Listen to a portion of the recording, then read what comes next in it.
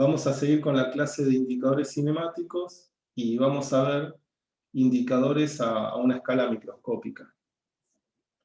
Y lo que vamos a ver, digamos, es a una escala microscópica, como el ejemplo de recién del Boudinage, como este ejemplo de Boudinage microscópico.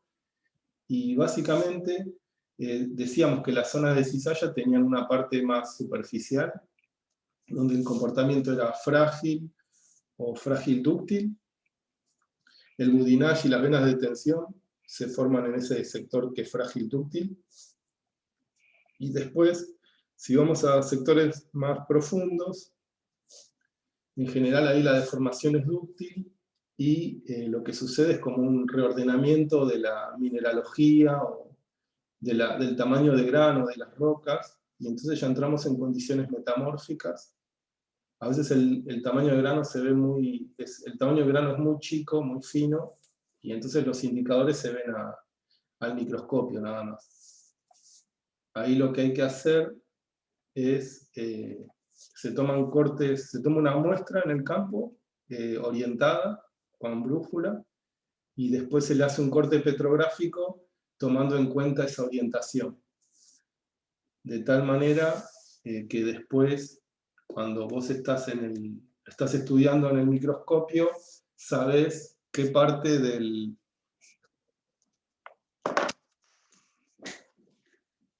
Si tenés tu corte delgado, bueno, sabés hacia dónde está el norte en ese corte delgado.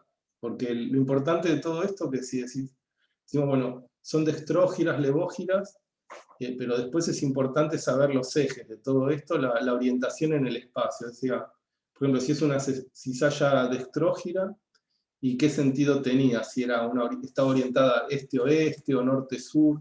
Digamos, lo que estuvimos aprendiendo en estas clases, que nos concentrábamos más que nada en el sentido de la cizalla, pero además tiene que estar orientada en el espacio esa cizalla. Por ejemplo, en todo lo que tiene que ver con la deformación andina, bueno, no sé, también de nuevo, el 90% de los casos la deformación andina es este-oeste. O sea, la cizalla tiene una orientación que es perpendicular al margen andino, tiene orientación este-oeste. Pero dentro de digamos, de ese gran porcentaje, igual hay periodos donde hay compresión o extensión norte-sur, y bueno, las zonas de cizalla pueden ir cambiando nunca se da por establecido. Cuando ustedes van a estudiar algo, sea donde sea, nunca se da por establecido las orientaciones de lo que están midiendo. Todo hay que establecerlo de cero, digamos. Y entonces, uno de los indicadores cinemáticos más comunes para lo que son las zonas de cizalla dúctiles, que digamos, se generan dentro de rocas metamórficas miloníticas, donde el tamaño de grano, lo que decíamos, el tamaño de grano va disminuyendo en la roca y se va alineando, digamos, sufre una alineación. Y en este caso de los indicadores cinemáticos que se llaman fábricas SC, hay dos cuestiones superpuestas. Por un lado, hay un alineamiento de los granos, y por el otro lado se generan discontinuidades. O sea, las dos cuestiones. Hay una esquistosidad, que es la que se llama S, y un cizallamiento, que es la que se llama C. Vemos que si tenemos acá, por ejemplo, una arenisca, los tamaños de grano, en este caso se pueden, o una roca volcánica o hipabisal o plutónica, por ejemplo, porque quizás el volcánica ya hay una pasta nada más, pero para darnos una idea, una arenisca, una roca hipabisal o plutónica con un tamaño de grano o de minerales considerable, y lo podemos aproximar a lo que es un círculo, cada uno de ellos. Lo que va a suceder con estas fajas de deformación es que inicialmente los granos, digamos, esto sucede en una zona de cizalla, o sea, tiene que haber cizalla simple. Entonces lo que sucede inicialmente es que los granos se van deformando y se van orientando con respecto al movimiento de la cizalla. Y esto es muy parecido. Esto me quedó pegado a la hoja. Ahí va. es muy parecido a lo que veíamos en las zonas. O sea, lo que en algún punto para estudiar esto, lo que tienen que hacer es como un resumen, digamos, ver que estos indicadores, dentro de una zona de cizalla, hay algo que se mantiene constante, que es, si existe una zona de cizalla,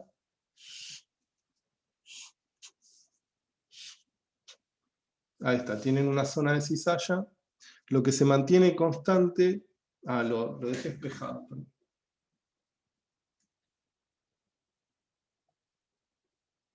Ahora sí, yo lo estaba viendo en el espejo. Lo que se mantiene constante es que para cierta dirección de movimiento, en este caso dextrógira, vamos a tener ejes de acortamiento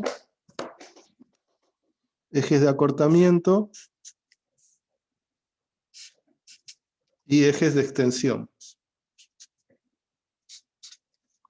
A partir de esto, o sea, si reconocemos una zona de cizalla, se está aplicando cizalla simple internamente. Son dos bloques que se mueven uno con respecto al otro e internamente se deforman como cizalla simple. La cizalla simple va a actuar con ejes de acortamiento y de estiramiento. Y acá adentro se pueden formar diferentes tipos de estructuras o indicadores cinemáticos.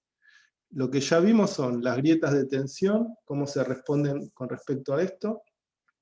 Y hoy vimos, hace 10 minutos vimos cómo se comporta con respecto a esto el boudinage.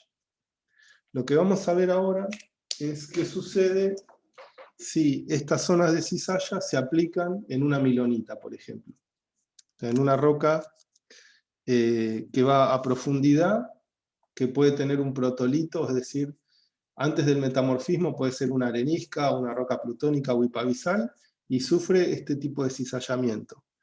Entonces, si se fijan acá en la presentación, lo que vemos entonces es que inicialmente tenemos una distribución de granos que es al azar y son granos redondeados, o al menos cada uno de ellos se puede asimilar o asemejar a lo que es un círculo. Ahora, ¿por qué lo que vemos acá es como este círculo, si tengo inicialmente un círculo, ahí está, le aplico estos ejes de estiramiento y de acortamiento y como resultado voy a tener esto, es fácil de ver. Este es el elipse de deformación. El acortamiento, el estiramiento. Este es el S1 y este es el S3. Entonces lo que sucede inicialmente es que todos los granos se van reorientando con respecto a los ejes de estiramiento y acortamiento, tomando esta geometría, ¿no? Ahí va más o menos. Sí, ahí está. Entonces, lo que yo puedo reconocer cuando veo esta geometría es que los granos van a estar reorientados, van a estar alargados con respecto a este eje S1. En cualquier lugar yo lo puedo marcar, el S1. Y el S3 perpendicular. Y lo que sucede es que, en teoría, inicialmente, primero se realinean los granos, y después lo que va a suceder es que internamente se pueden generar zonas de cizalla. Estos son los bordes más grandes de la zona de cizalla, y después internamente se pueden recrear zonas de cizalla interna, digamos, a menor escala. Y lo que sí, estas zonas de cizalla interna, eso es importante, van a ser sintéticas con respecto a la zona de desplazamiento principal. Ahí está. Y estas fallitas internas se las va a llamar C, y los granos internos, el reordenamiento de granos, los llamamos S. Por eso son estructuras S-C. Profe, ahí la elipse de formación sería finita. Esta es finita, sí. Sí, cuando yo trabajo, acá ya son finitas, sí, porque la infinitesimal va a ser muy parecida al círculo. Y ves acá, acá al menos en este ejemplo, ya está muy deformado, digamos, ya es una elipse muy formada.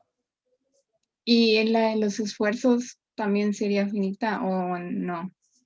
El tema con los esfuerzos es que los esfuerzos son infinitesimales. Ah, ok, ok.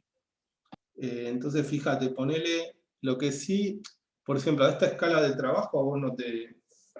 Y más la aplicación que nosotros le queremos dar como geólogos, vos después lo que te interesa saber, mira, a vos lo que te va a interesar saber es si esta zona de cizalla es levógira o dextrógira. O sea, cuando vos estás en el campo, por más que quieras tomar 20 datos, o sea, en 20 zonas diferentes, vos ¿qué es lo que querés resolver? ¿Está bien? Yo te lo respondo. Lo que querés resolver es si esta zona de cizalla es levógira o dextrógira. ¿Está bien? La orientación la tomás con la brújula. O sea, una vez que reconoces esta zona de cizalla y las estructuras internas, y bueno, esto es azimut 108 grados, ponele. O sea, aproximadamente hacia el este. El este está a 90, o sea, acá 108. Esto lo medís. Lo que tenés que interpretar es el sentido de la cizalla, si es dextrógira o levógira. Entonces, a vos no te calienta si los esfuerzos eran, vamos, así, ponele. ¿Se entiende? Quizás los esfuerzos, como son infinitesimales, están un poquito, no tienen tanta rotación, digamos. Este eje de deformación que vos medís, como ya tiene mucha cizalla, van a estar rotados con respecto al eje de los esfuerzos infinitesimales. Pero a vos no te importa, ¿está bien? No te importa si es este o este. A fines prácticos, te va a servir igual para saber si es dextrógira o levógira. Ah, genial. Gracias. De nada. A ver, acá tenemos un ejemplo. Y tenemos. Vean acá, ¿cuál de las dos es? ¿La S o la C? Lo que estoy marcando acá.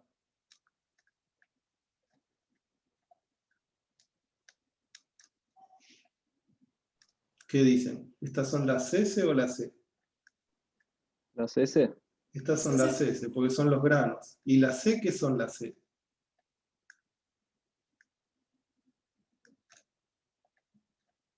¿Qué son las C? ¿Qué tengo que marcar? ¿Estoy buscando granos ahí para marcar la C? ¿Qué No, tengo serían que...? como las líneas, ¿no? O sea, Sí, los son planos. las discontinuidades. Son estas. Las S son granos deformados y las C son las zonas de cizalla o de discontinuidad. Ahí la roca se tiene que partir. Ahí va. Y tengo, con respecto a estos granos, ¿cuál sería el eje de acortamiento?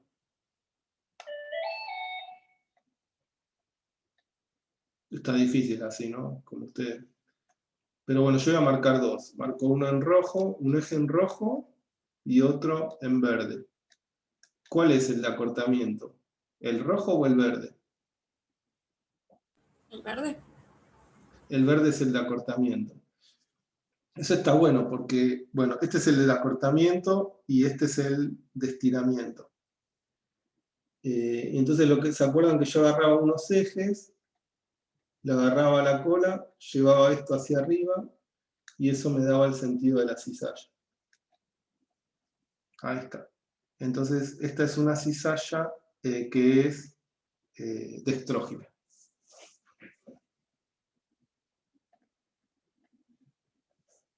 Después tenemos otro tipo de indicadores cinemáticos, también a nivel microscópico. Ahí está. Son unos que se llaman peces de mica, dice, son porfiroblastos, es decir, son clastos. Cuando estamos trabajando en rocas metamórficas se los llama blastos o porfiroblastos, cuando tienen gran tamaño. Y bueno, es una forma lenticular que responde también a un estiramiento en la dirección de cizalla, ¿no? Acá también. tenemos una dirección de acortamiento y una dirección de estiramiento. Profe, Sí, y pregunta. perdóname, la diferencia es que en este caso, fíjense que los SC se forman en rocas con un tamaño de grano uniforme y tamaño de grano apreciable también. Por eso decíamos, las SC se forman en rocas, en areniscas o rocas hipabisales o plutónicas, que son todos tamaños de grano de mediano a grueso. En este caso, los peces de mica se forman cuando tenemos un porfiroblasto, es decir, un clasto más grande en una matriz más fina. Esa sería la diferencia, porque básicamente sería como una estructura S, pero que quedó solita, ¿está bien? Es como un grano que queda solo, pero si se fijan, la orientación es la misma que la S, que los S que acabamos de ver. Sí, decime.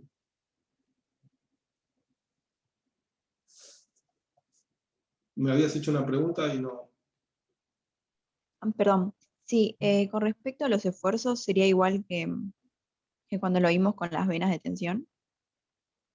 No, ahí es diferente, porque las venas de tensión, digamos, la relación entre los ejes de esfuerzo y deformación es siempre parecida. Es S1 corresponde con el sigma 3 y bueno, y S3 con el sigma 1. La diferencia que hay acá, en estos casos, vamos a hacerlo, va a estar bien. Voy a hacer acá lo voy a hacer junto para que se... Este va a estar útil, me parece. Está buena esa pregunta.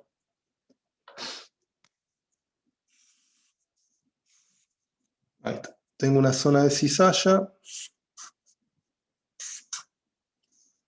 Esta es la dirección de acortamiento, dirección de estiramiento.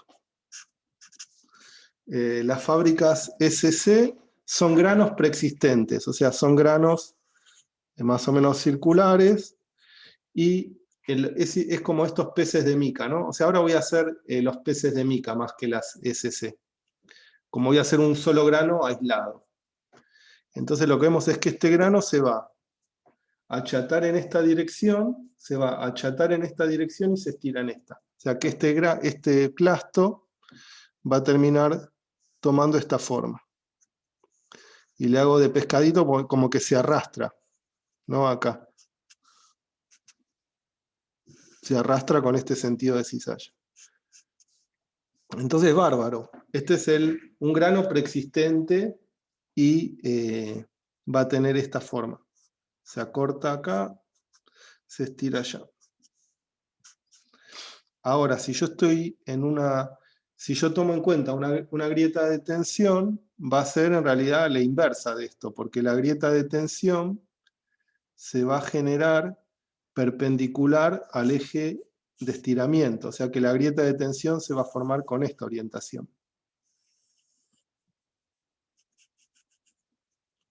Y después al aplicarle cizalla, va a ir tomando, a ver,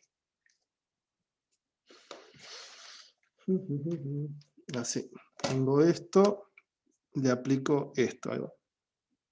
Así, se parte acá, perpendicular al sigma 3 o al eje de estiramiento, y después lo roto con esto, así me va a quedar. Después de cierto tiempo,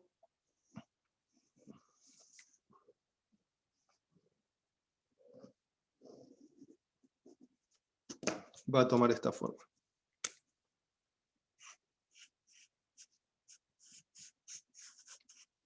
Bueno, y ahí sería estas serían las grietas de tensión, y estos son los S, o, está bien, en los pececitos también, de porfiroblastos también, los podemos llamar S si queremos. Estos son los S y los T.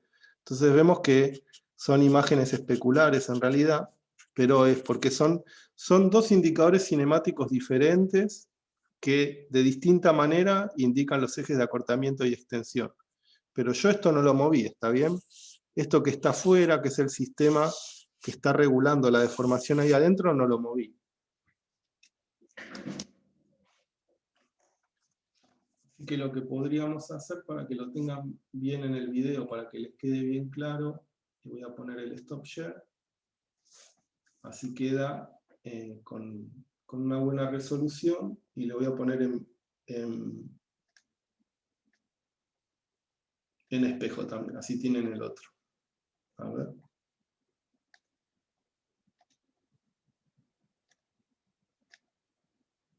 Ahí va, a ver si recibe. Ahí está. Y este es con sentido. Entonces acá lo tenemos con sentido de cizalla dextrógiro y con sentido de cizalla levógiro.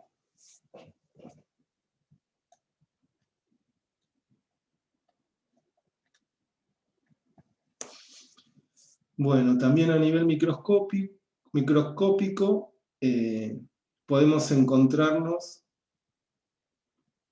con, fíjense acá arriba, que es muy parecido a lo que veíamos con el Boudinage, porque teníamos una zona de bloques dominó que son antitéticos. ¿Antitéticos por qué? La zona de cizalla es levógira, los dominó son, perdón, la zona de cizalla es dextrógira, los dominó son levógiros, o sea, son antitéticos.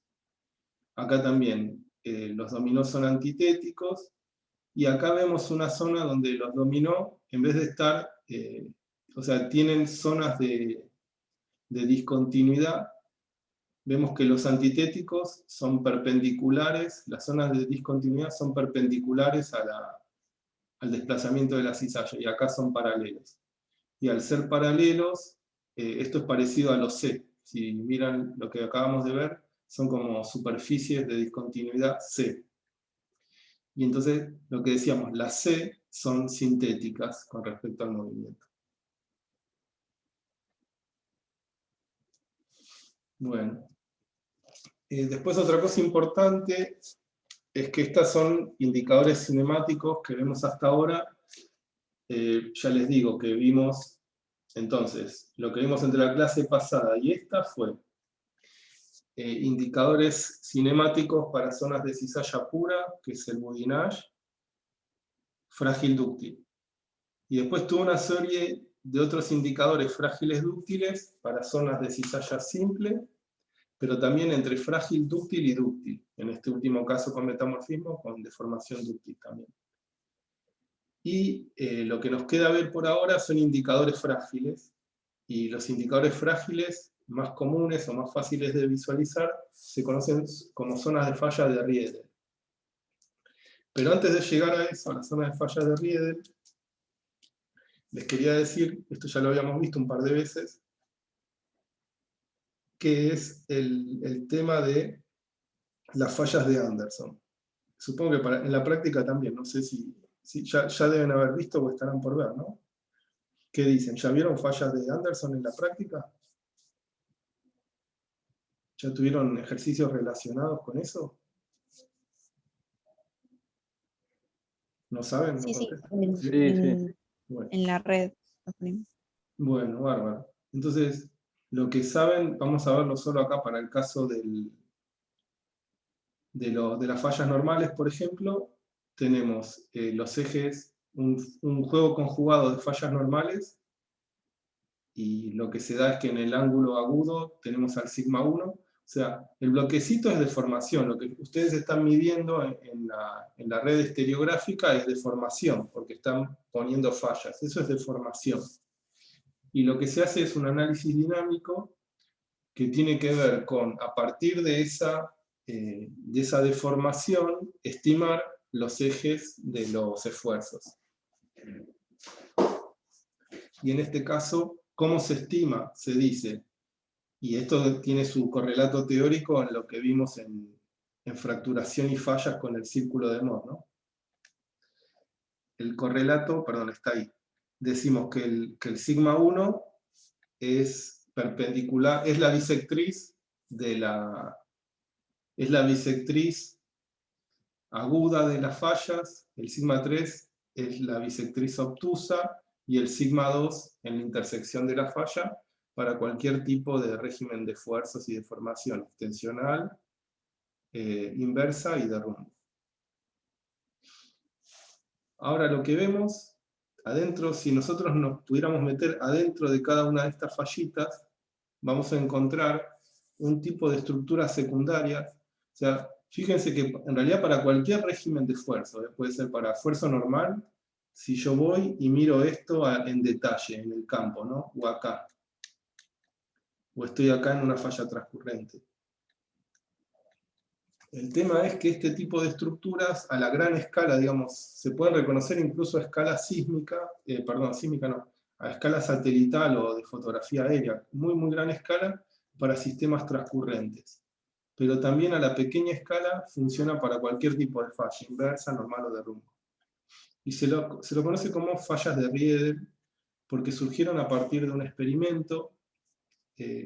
Estas fallas de Riedel se dan en sectores frágiles de la corteza, superficiales, y básicamente, a ver si está en el próximo, sí, ahí está. Básicamente son estructuras que se forman dentro de esas zonas de cizalla frágiles. Y tiene que ver son fracturas secundarias dentro de las zonas de deformación frágil. Ahora vamos a ver bien cómo se forman. Pero básicamente es, si tenemos una zona de cizalla determinada, en este caso levógira, vamos a tener dos juegos principales de fallas de Riedel asociadas a ellas. Y una de ellas se conoce como fallas R, que tienen bajo ángulo con respecto a la zona de cizalla principal, y las R', que tienen alto ángulo con respecto a la zona de cizalla principal. Estas son las R y las R'. Lo que es importante es que en todo, una cosa que es importante, sobre todo para el final también, es que las R y las R' inclinan en el sentido de la cizalla, es decir, si yo lo miro desde acá arriba, ¿ven la flechita hacia dónde apunta? R y R' inclinan en esa dirección. R inclina hacia la izquierda, pero con bajo ángulo. R' inclina hacia la izquierda, pero con alto ángulo. Se los digo porque ustedes se pueden llegar a confundir y decir, bueno, esta es así, esta es la R y esta es la R', porque la R tiene menor ángulo y la R' tiene alto ángulo, pero vean que no. Ya vamos a ver por qué es esto. O sea, hay otro control más. Si se lo aprenden de memoria, les puede pasar esto. Pero vamos a ver otro control más que tiene que ver de nuevo con los ejes de acortamiento y de estiramiento, con lo cual no se podrían confundir.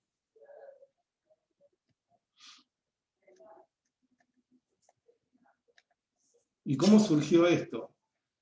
Básicamente, lo que hizo Riedel fue un experimento donde puso dos bloques de madera que están acá abajo. Por ejemplo, acá lo vemos en un bloque de diagramas. El tipo puso un bloque de madera, dos bloques de madera, y arriba una cubierta pelítica. Y entonces básicamente los bloques de madera, cuando los mueves uno con respecto al otro, no le queda otra, digamos, no se genera. Son bloques rígidos que no generan fallas de estas R y R'. Lo que él notó es que en la superficie, en esa parte que era más pelítica, se formaban sí estas R'. Y esto también sucede en las zonas de cizalla transcurrente a gran escala, donde estos bloques de madera pueden ser como un análogo del basamento, un bloque de basamento que se mueve uno con respecto al otro, y lo que está arriba estaría representado por la cubierta sedimentaria de pelitas, areniscas, una cuenca sedimentaria básicamente. A ver, veamos el experimento. O sea, lo que estamos viendo acá es esta cobertura, la vemos desde arriba. O sea que sabemos que por debajo de estos, acá tenemos tres imágenes del mismo experimento, lo que está marcado, lo que indican estos círculos es la zona de desplazamiento principal, o sea que la discontinuidad entre los bloques está por acá, justo ahí en el medio de estos círculos. ¿Y para qué se dibujan círculos? Esto pasa, lástima ahora con la pandemia no van a poder visitar el Amoje, pero bueno, en cualquier momento cuando se restablezcan las actividades en la facultad pueden ir al Amoje para que les muestren. Ellos ahí tienen en el laboratorio de modelado geológico al fondo, ahí trabajan Hernán Barcelona y Felipe, ¿no? Los jefes de trabajos prácticos de estructural, y tienen este tipo de aparatos, esto se conoce como mesa de arena, y esto se puede reproducir ahí. Y básicamente, lo que, acá podemos ver varias cosas. Acá lo que yo marqué en rojo son los límites de los bloques que están, lástima que, esperen un segundo.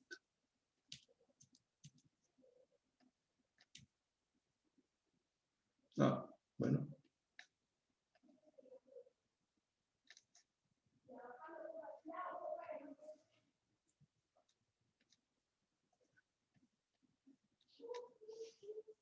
Porque ahí se veía el sentido de la cizalla, así que les hice un truquito y se los borré. Ahí va. Ahí va. Bueno. Se borró. Qué lástima.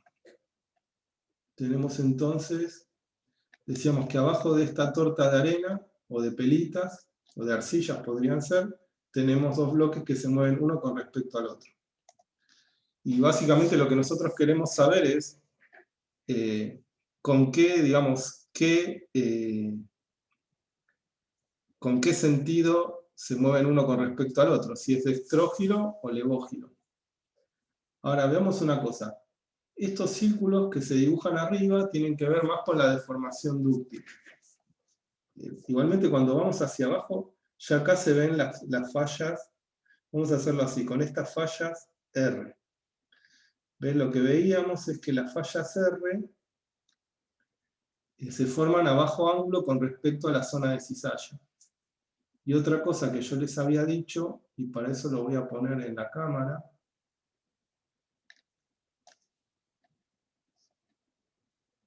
lo voy a poner acá en la otra imagen.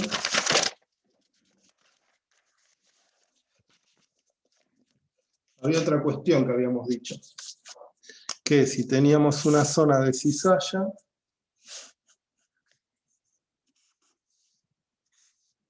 a bajo ángulo con respecto a esta zona de cizalla se iban a formar las R. ¿Está bien? Justo en la dirección de movimiento, lo bajo un poquito, estas son las R. Y las R' a alto ángulo con respecto a la zona de cizalla. Siempre inclinando en la dirección de la cizalla, ¿no? Acá me salieron bastante paraditos, podría haberlo hecho más así. Pero acá, miren, si se fijan acá, ya aparecen las R. O sea, yo ya con las R ya puedo saber cuál es la dirección de cizalla. ¿Qué dicen ustedes?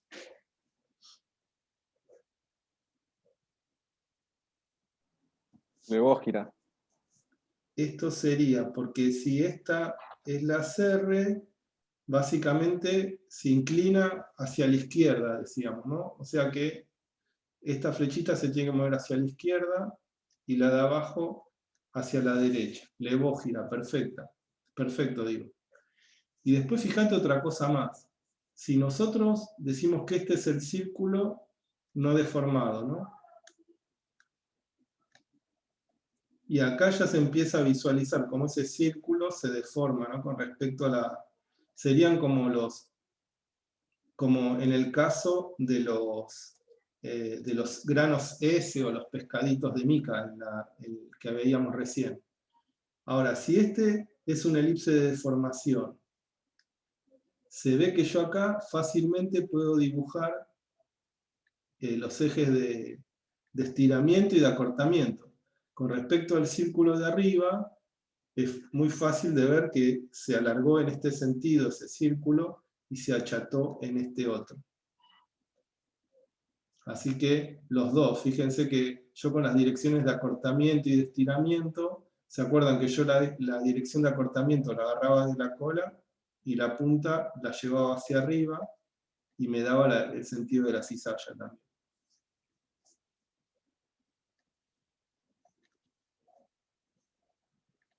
Veamos una etapa más avanzada del experimento. Acá ya empiezan a aparecer las R' también.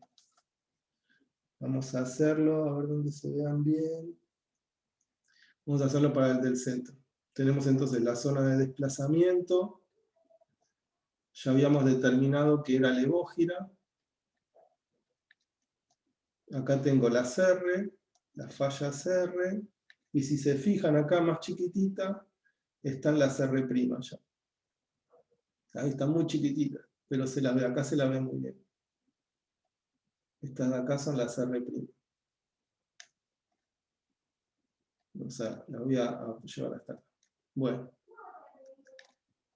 Lo que se ve de bueno acá, cuando tengo las R y las R', es saber qué representan realmente. Si yo tengo, entonces tengo la zona de desplazamiento principal, las R, lo voy a dibujar acá. Las R, las R, y lo que voy a agregar acá son los ejes de acortamiento y de extensión. Si tomamos en cuenta esto como un círculo, que antes era un círculo, y vemos como básicamente lo que está representando esto ahora es una elipse de deformación. Así que es muy fácil con ese... bueno, lo borré. Va de nuevo, perdón. Esta es la zona de desplazamiento principal, que se la conoce como Y. Habíamos ya determinado que era levógira. Tengo las fallas R y R', R y R'. Todas estas son las R, R y algunas R'. De tal manera que estas son las R', y esta de acá es la R. Ahora, lo que yo puedo hacer es, usando este elipse de deformación, puedo marcar la dirección de acortamiento y la de estiramiento. O sea, básicamente esto corresponde con sigma 1 y esto con sigma 3. Ahora, con respecto a sigma 1 y sigma 3, ¿qué son R y R' entre sí? ¿Qué están representando R y R'? Les estoy preguntando. Como planos de fallas conjugadas, por ejemplo. Exactamente. O sea, perfecto, es eso. R y R' son fallas conjugadas con respecto al eje de deformación y los esfuerzos que le corresponden.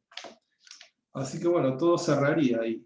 Por eso les digo que si ustedes, cuando yo les pregunto, o cuando están en el campo, lo que pasa es que lo que uno hace en el campo es llevar como una fotocopia o un librito con todos estos indicadores cinemáticos, y después, bueno, te parás a verlo y comparás con tu libreta, se entiende las orientaciones, todo. Para el final te lo tenés que saber de memoria. Pero lo bueno es que, por más que yo no tomo cosas de memoria, porque si ustedes saben, lo que sí tienen que saber es para una zona de cizalla, cuál es el eje de acortamiento y el de extensión, porque eso se usa para todos los indicadores cinemáticos. Esto es el ABC. Y una vez que vos te sabes esto, ya a partir de eso, si pensás cómo es el proceso que está actuando, bueno, podés hacer todo esto. ¿Está bien? Entonces, si tengo una zona de cizalla levógira, estos son los ejes de acortamiento y estiramiento, va a ser muy fácil para ustedes dibujar las R y las R'. A ver, vamos a cerrar ahora. Para cerrar vamos a ver algunos ejemplos. Che, están todos marcados. Bueno, este es el... Profe, ¿Cómo? una pregunta. Sí. Con respecto a la falla de comportamiento andersoniano, sigma 1 era la bisectriz del ángulo agudo, ¿no? Ese ángulo, habíamos dicho que tenía que ser alrededor de 60, 70 grados, ¿puede ser? ¿Siempre es así? Es el ángulo entre las fallas. Sí. Sí. Sí, sí. Pero siempre, digamos, el ángulo entre sigma 1 y alguno de los planos de falla va a estar alrededor de 35 grados, habíamos dicho, ¿puede ser? Sí, 35, sí. Sí, sí. Ok. O sea, si lo ven acá, lo vemos acá en la hojita, en la cámara acá adicional que tengo, sería, este es el sigma 1, así que con respecto a sigma 1, cada falla está a 35 grados tita, ¿no? Este es el tita, la dirección entre sigma 1 y la falla. Entre sigma 1 y las fallas R hay 35 grados. Entre sigma 1 y las fallas R' hay 35 grados. Y entre ellas, bueno, hay 70. Todo esto es aproximado. Y después lo que sí sucede es que el ángulo exacto entre el ángulo exacto, porque en algunos lugares van a ver, digamos, bueno, R con respecto a la zona de cizalla, va a haber un ángulo de R con respecto a la zona de cizalla. A mí eso no me importa, porque o sea, cuando lo estudien en algún libro van a decir, bueno, este R no sé si era 16 o 18, pero depende de las propiedades de los materiales. Y en general, cuando esto se trabaja o a la pequeña escala, podría usarse ese número teórico de que son 16 o 18 grados. Pero en general a veces se usa esto a escala de imagen satelital, o sea, de cientos de kilómetros cuadrados. O sea que no. A mí lo que me interesa es que sepan esto que vos me acabas de decir, ¿está bien? Los ángulos, la relación entre sigma 1 y R, eso que son 35, etc, etc. Pero ya les digo, cuando empiecen a ver R y R', al menos para lo que tiene que ver con el final o la teórica, no me interesa ver si es 16 o 18 grados este otro ángulo de acá, ¿está bien? Para que tengan en cuenta eso. Bueno, y en definitiva, acá, bueno, porque yo les borré la zona de desplazamiento en estas dos, así que acá lo tienen resuelto, ¿está bien? Tienen las R, o sea, está orientado el experimento con respecto a las R y R', ¿no? Acá está todo lo que veíamos recién. Claro, ves, acá dice 15 grados, esto tiene 15 grados, después 60. Claro, entre sí tienen 60, está perfecto. Entre las R y las R' hay unos 60 grados, 60, 70 grados, eso está perfecto. Lo que no me importa mucho es este de acá, 105, 105 y 15 con respecto a la zona de deformación. Por eso depende de un lambda, ya les digo, no tiene sentido eso. Yo trabajé bastante con esto y la verdad que no funciona eso así. O sea, no sé quién va a trabajar. Seguramente ninguno de ustedes va a trabajar a tanto detalle, o solo alguna de ustedes.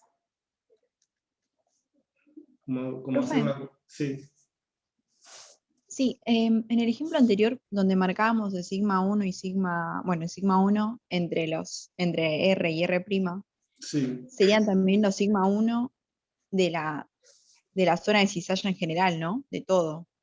Es el mismo sigma 1.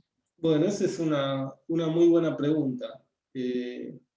Porque el tema acá con las zonas de no exactamente. A ver, déjenmelo pensar. Espera que tengo que pensar. Porque esto cómo funciona. Esto a esta escala chiquitita puede funcionar también por una zona de falla inversa o normal.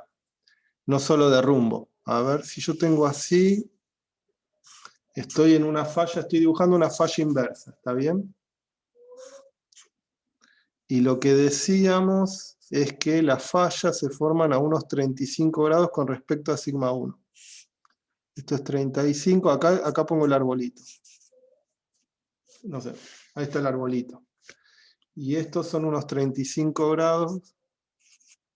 Si es un sistema compresivo, sigma 1 está en la horizontal, se forma la falla a unos 30, el corrimiento, como llamamos nosotros, corrimiento a unos 35 grados con respecto a sigma 1.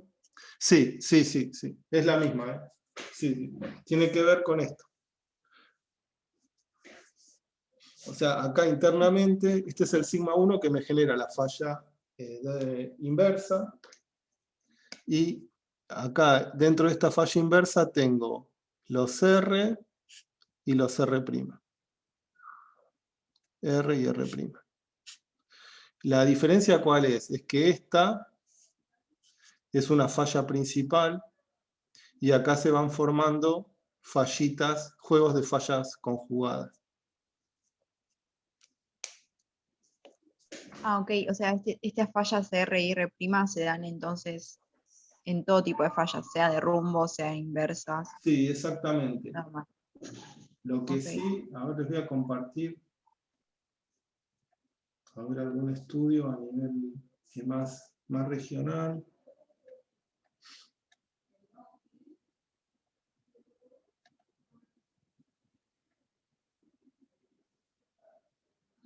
Tengo acá un estudio que hicimos en los Andes Patagónicos, ahí les muestro.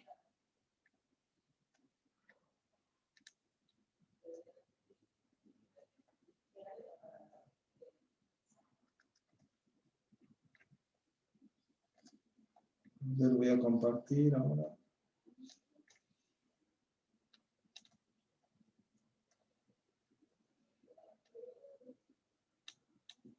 Ahí está. Se ve tenemos ahí la zona de trabajo. Bueno, acá los puntitos estos son indicadores cinemáticos de falla que los vamos a ver en casi las últimas teóricas. Y acá fíjense, este es el lago Posadas Pueyrredón. Estos son 16 kilómetros. Este es el otro laguito que hay por ahí dando vueltas. Para que se fijen la escala, ¿no? Estos son 16 kilómetros y se midieron un montón de fallas en el basamento, o sería sí, unos bloques de basamento jurásico, no importa mucho, pero todas estas liñitas blancas son fallas medidas al azar. Entonces lo que se hace, se los mide como lineamientos, y acá básicamente lo que tenemos, bueno, unos diferentes lineamientos, ¿no? Con diferentes orientaciones, y estos son los que se midieron ahí en la imagen satelital, 4500, bueno, un montonazo. 4500 porque después están sopesados por la longitud, o sea, no son tantos. Lo que pasa es que después se lo fracciona. Si un lineamiento tiene 10 kilómetros, se lo considera como n igual a 10. Y bueno, básicamente la orientación de estos lineamientos se lo interpreta como diferentes tipos de fallas en un sistema de rumbo generalizado. Entonces, decimos, bueno, estas de acá son las R', estas otras de acá son las R, por ejemplo, y no sé, otras son las P. Las P las van a aprender después en la práctica, van a estar un tiempito con esas. Por acá quedémonos con las R y las R'. Y bueno, o sea, básicamente, igualmente acá también se trabaja con planos de falla medido en el terreno, así que tiene se chequea de otra manera esto.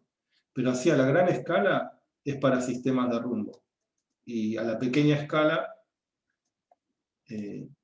funciona para todo tipo de falla. Bueno, sigamos.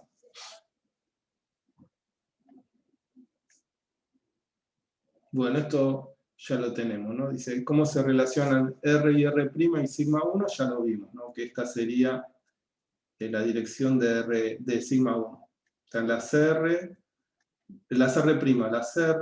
perdón, estoy haciendo un enchastre, ¿no? Opciones de puntero láser. Entonces tengo las R', y acá está el sigma 1 indicado ya. Dice, ¿qué orientación tendría una grieta de tensión? Si se forma acá una grieta de tensión, bueno, eso se los dejo para que lo hagan ustedes. Bueno. A ver, ¿alguien se anima acá? ¿Ustedes pueden dibujar? ¿Pueden tomar el...? Sí pueden, ¿no? A ver, alguno que... Fíjense si pueden anotar en mi... ¿Alguien se anima a anotar acá?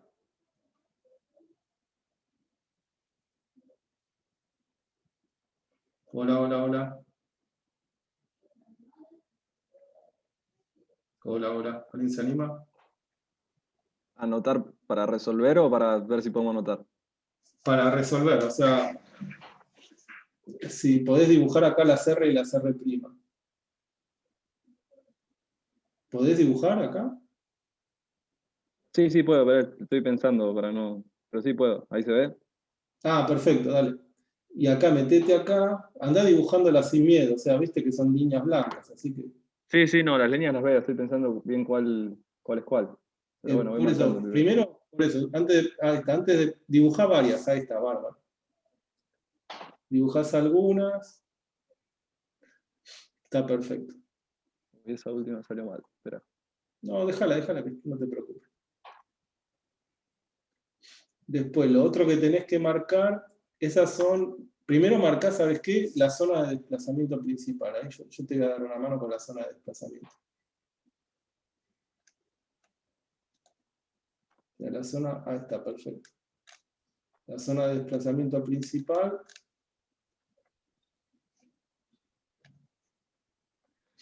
Y acá, ahí está, bárbaro.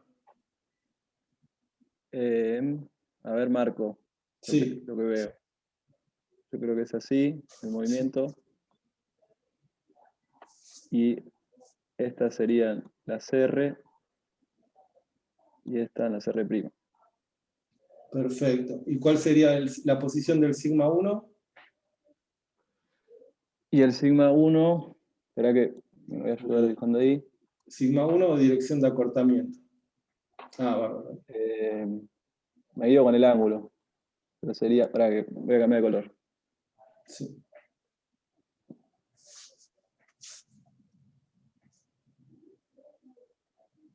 Esa que dibujé más en violetita sería el sigma 1. Está perfecto, perfecto, che, gracias.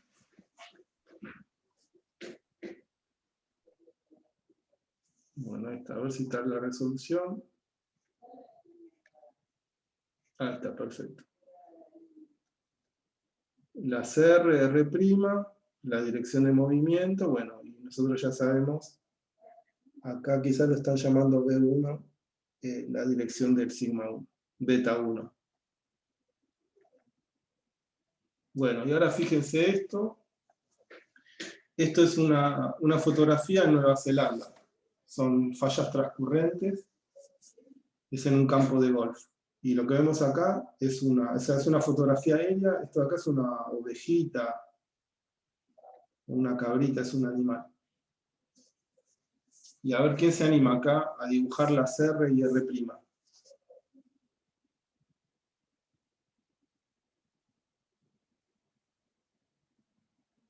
A ver si me sale. Dale.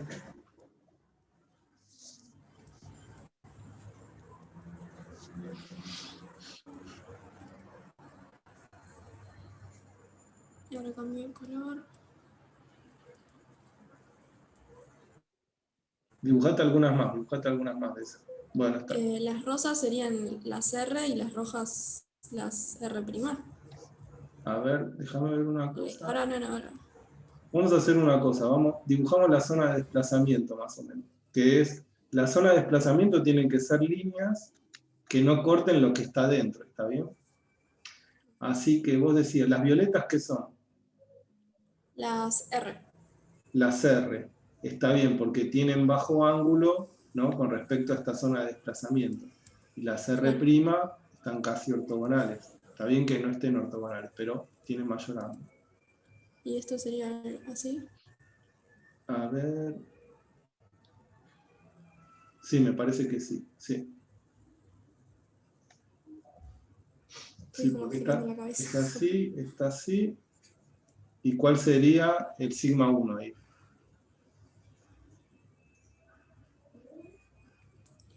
A ver.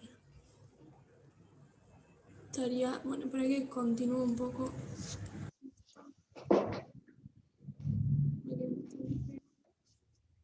El sigma 1 estaría acá. No sé si se ve. Creo que verdad. Ah, está, perfecto. Perfecto, Milena, bárbaro. Y el sigma 3. Uy, perdón que te lo borré, pero estaba perfecto. Disculpa que te lo borré. ¿Ahí que estabas marcando? No, no pasa nada. El No, ahí sigma- está. Estaba marcando el sigma 3, pero El sigma 3, está bien, te lo pongo Está todo acá. bien chiquito, Acá se habías hecho el sigma 1, lo habías hecho así, y acá el sigma 3. sí, Está perfecto, sí. sí. Sí, a ver si querés lo borro. Y a ver si lo tenemos acá resuelto. No, ese no. Bueno, y esto se los dejo para o los que lo quieran resolver.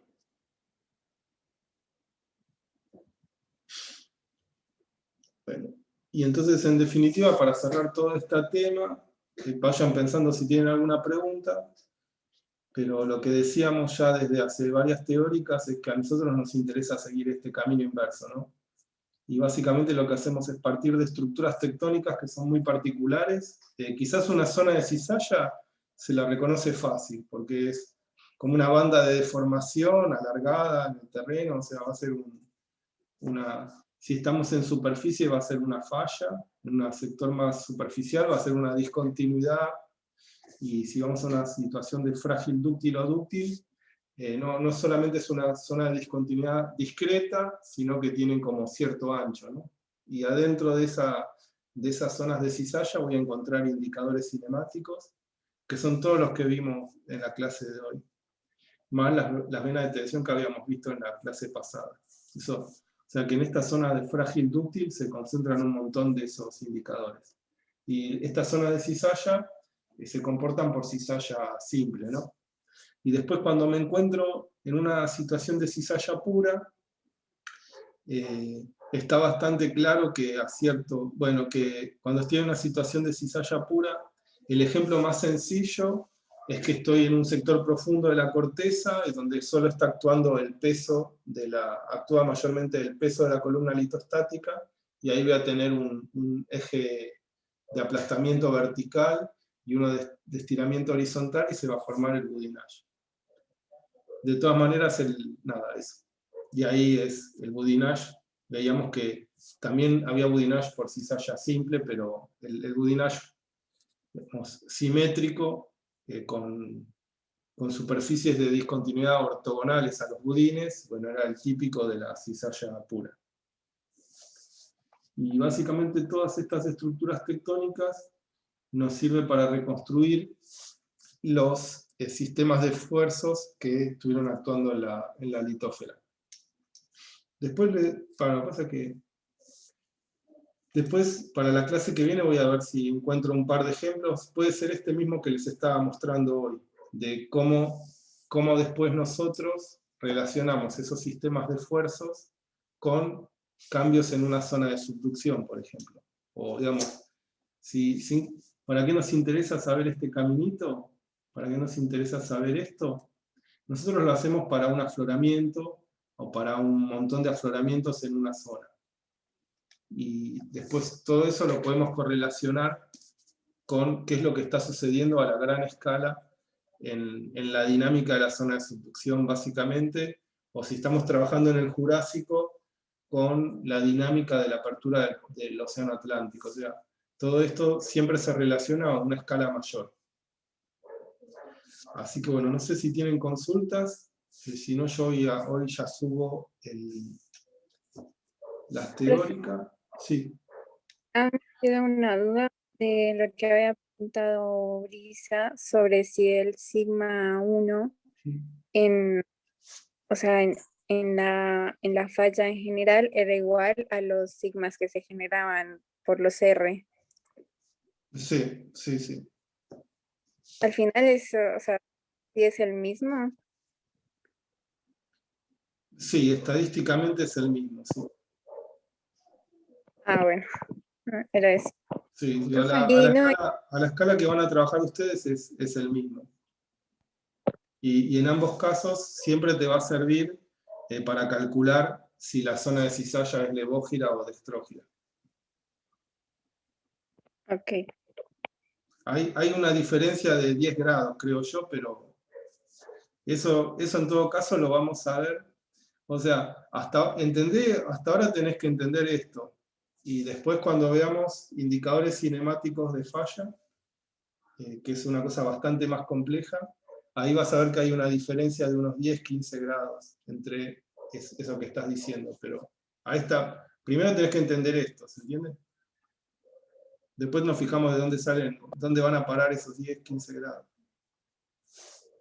Sí, sí. Gracias. No, de nada. Una pregunta que también me sigue quedando y me sumo a eso. Sí. Cuando tenemos una falla de rumbo, ¿el sigma 1 sigue estando a 30 grados del plano de falla? Eso es súper importante. Siempre esa relación no tiene que ver con el régimen de fuerza. Ok, porque, por ejemplo, nosotros tuvimos unos problemas en la práctica donde teníamos estereogramas Sí, y teníamos que elegir un estereograma para una falla normal, otra inversa y otra de rumbo. sí. Y como que así a simple vista a mí se me dificulta quizá diferenciarlos porque el sigma 1 siempre va a estar a 30 grados del plano de falla, Sí, en los tres casos. sí, sí, siempre. Lo que Ah, ok, cambia es la dirección del sigma 1. Mira, ahí te muestro. claro. Si está en la horizontal, si está en la vertical. Claro, eso es importante de entenderlo. Pero bueno, con respecto a las fallas, siempre va a estar a 35 grados. A ver si me sale así como un elipse de... ¿Cómo se llama? Un estereograma. Vamos a hacer un estereograma. Entonces, a ver si me sale bien. ¿Qué dicen? Por ejemplo, si yo tengo algo así, ¿está bien? Les dan algo así, ¿no? Donde estas son planos de falla, ¿está bien? O sea que acá, ustedes digan, porque ustedes están más cancheros que yo con los estereogramas. Yo supongo que por cómo los dibujé, esta sería la bisectriz aguda, ¿puede ser? Sí, sí, Y la bisectriz obtusa está por acá, ¿está bien?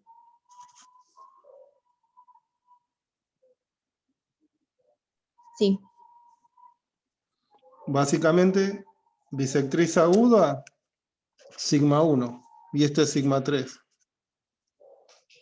Y el sigma 2 es la intersección entre los planos. ¿Y este qué tipo? O sea, si vos tenés esto así, ¿qué es? ¿Qué tipo de régimen de fuerzas es?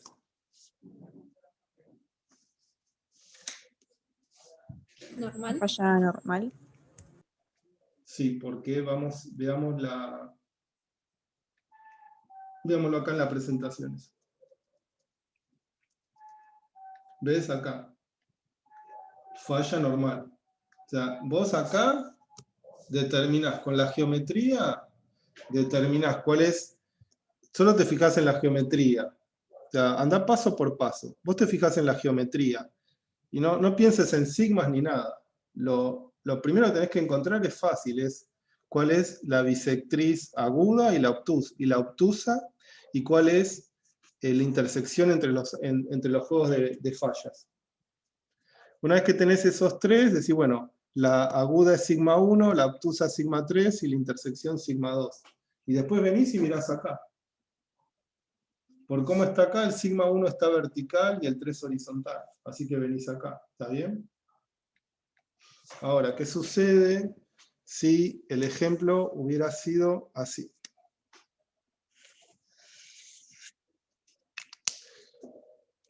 Creo que sería algo así. Dígame si me equivoco, porque puedo equivocarme yo no hace mucho que no dibujo estereogramas. No los quiero verduguear con eso. Yo esas cosas no las hago. Sí, las sigo haciendo, cosas que ya no se hacen a mano, pero bueno, yo porque ya lo veo, no necesito hacerlo a mano, creo. Entonces, acá yo voy a marcar tres. Una bisectriz, la otra bisectriz y la intersección. ¿Esta qué bisectriz es? ¿Mm? ¿Están ahí? ¿Esta qué bisectriz es?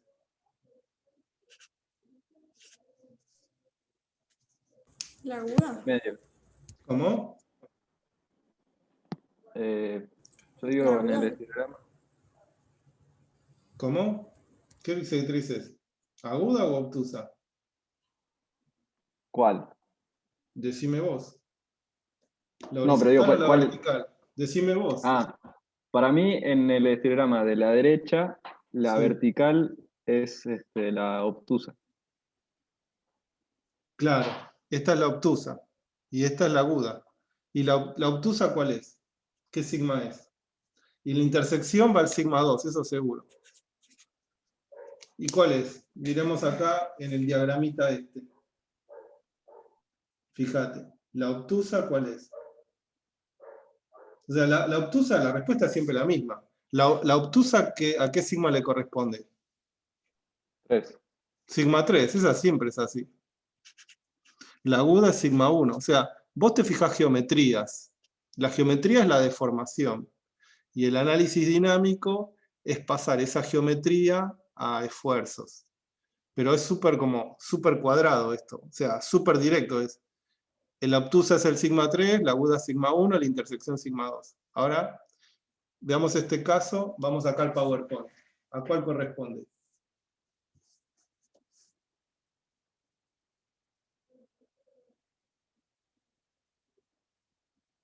La falla inversa, sí.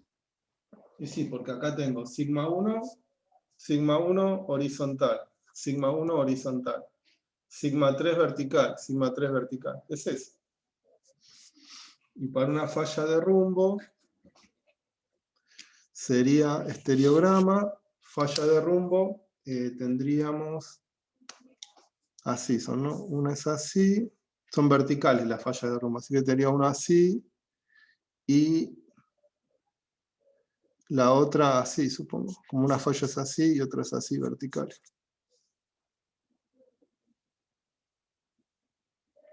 Entonces tendríamos la obtusa, la aguda y la intersección. Este es fácil porque cuando vos la intersección la tenés, o sea, acá no se intersectan en la vertical, se intersectan en la horizontal, pero acá es mucho más directo porque se están intersectando en la vertical. Así que acá el sigma 2 es re fácil de ver que está vertical. Y ya está la respuesta. Cuando el sigma 2 es vertical, ¿cuál es el régimen de fuerza?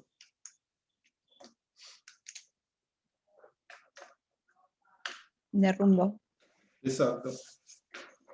Eso sería el tema. O sea, básicamente tienen que pensar en planos. Primero piensan en planos, después en los ángulos que están separando esos planos, y ahí se fijan, el ángulo agudo va a ser el sigma 1, el obtuso sigma 3, y la intersección entre los planos sigma 2. Así que yo les recomiendo trabajar con esto, y después acá, con este otro grafiquito, con estas dos cosas en conjunto, como lo tenemos ahora. Así que bueno, gente, sáquenle una foto a esto, y nos vemos el miércoles que viene. ¿Les parece? Buen fin de semana. Buenísimo, Dale, profe. muchas gracias. Nos vemos. De nada, nos vemos. Suerte. Chau, gracias. Chau, chau, que tengan buen fin de semana.